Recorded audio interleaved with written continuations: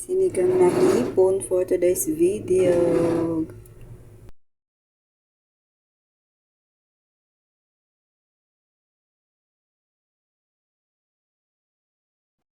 Ayan, nagpapakulo na tayo ng tubig. Sabay na natin yung ating mga rekado.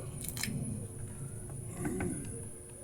Ayan natin bawang, sibuyas at saka luya. Saka yung ating kamatis. Kuluin lang natin yan mga sis. Kahit mga 2 minutes lang pag kumulo na.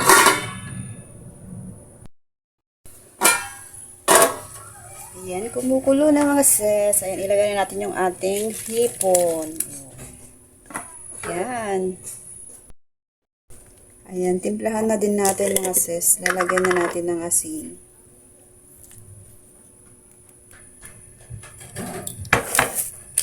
Ito yung ating magic sarap.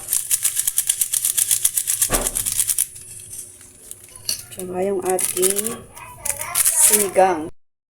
Lagyan natin ng sinigang mix.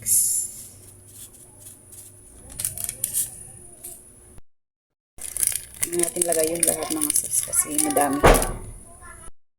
Ayaw kainin na naman mga bata pag sobrang asim. Ayan, lagay na din natin yung ating okra.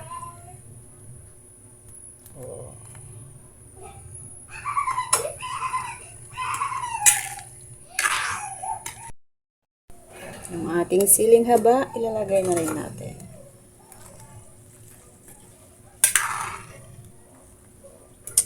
Sarap kumigop ng sabaw mga sis.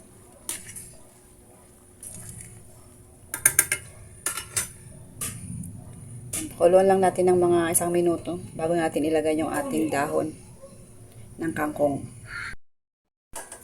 Yan, ito na ang ating last touch mga sis. Lalagay na natin yung ating dahon.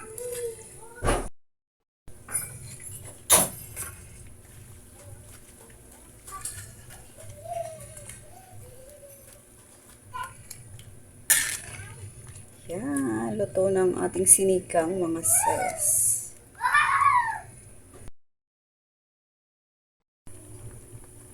Ayan, ready to eat ng ating sinigang na hipon mga sis. Let's eat. Sarap humigop ng sabaw.